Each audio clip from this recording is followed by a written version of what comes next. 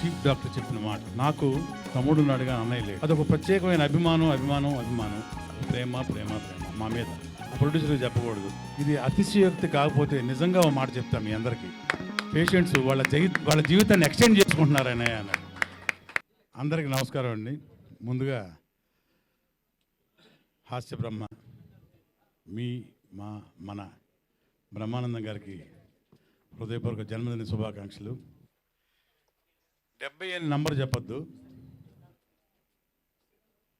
మనం ఇలా చెప్పుకుంటూ పోవాలి. ఎన్ని జన్మదినాలు మనం శుభాకాంక్షలు చెప్పేవాడిని కాదు, శతకం పైన చెప్తూనే ఉండాలి. చిరంజీవిగా ఆయన మనల్ని అందరినీ ఇంకా ఇంకా ఇంకా ఇంకా నవ్విస్తూనే ఉండాలి. ఆరోగ్యంగా హ్యాపీగా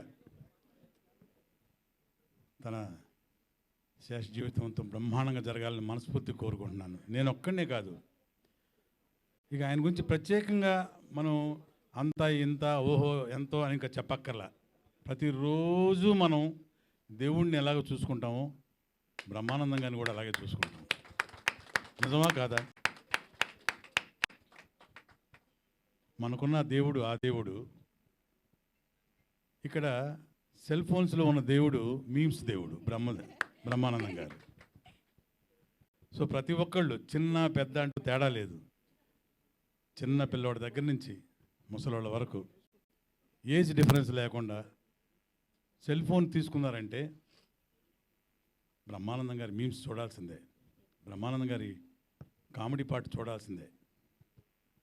నాకు తమ్ముడున్నాడుగా, అన్నయ్య లేడు. నిజంగా చాలాసార్లు చెప్పాను, నన్ను కూడా అంత ఆప్యాయంగా తమ్ముడు తమ్ముడు తమ్ముడు అని పిలుస్తారు. ఎక్కడికి వెళ్ళినా సరే, ఎప్పుడైనా సరే. ఎందుకో తెలియదు, ఆ అనుబంధం అలా కుదిరిపోయింది. అది బహుశా మా నాన్నగారు గిరిబాబు గారి వల్ల. వాళ్ళిద్దరికి ఉన్న సాన్నిహిత్యం, వాళ్ళిద్దరికి ఉన్న ప్రేమ, మా ఫ్యామిలీకి వాళ్ళ ఫ్యామిలీకి ఉన్న అనుబంధం, ఇవన్నీ కలిసి వెరసి అనుకుంటాను.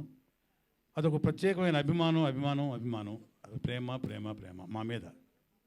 అలాగే నన్ను మనస్ఫూర్తిగా తమ్ముడు, ఒరే మా తమ్ముడు అని బయట వాళ్ళు పరిచయం చేసేప్పుడు కూడా, ఇక ప్రొఫెషనల్గా ఇక చెప్పేదేముంది, ఆర్టిస్టులు ఇక లొకేషన్స్లో కూర్చుంటే ఆయనతో కూర్చుంటే ఇక మామూలే. నిజంగా ఆ రోజు వర్క్ చేసినట్టే ఉండదు. ఆ ప్రొడ్యూసర్కి చెప్పకూడదు, డబ్బులు ఇవ్వడు మళ్ళీ వర్క్ చేయలేదనుకుంటే.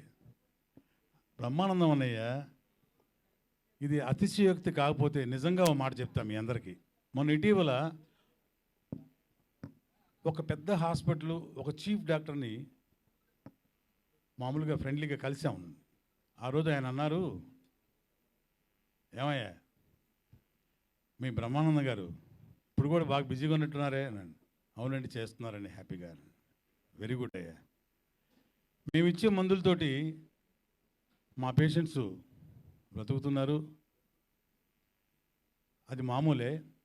సైకలాజికల్గా మీ బ్రహ్మానందం గారి మీమ్స్ ఆ వీడియోస్ చూస్తూ పేషెంట్స్ వాళ్ళ జీవితాన్ని ఎక్స్టెండ్ చేసుకుంటున్నారనే అన్నాడు. ఒక చీఫ్ డాక్టర్ చెప్పిన మాట.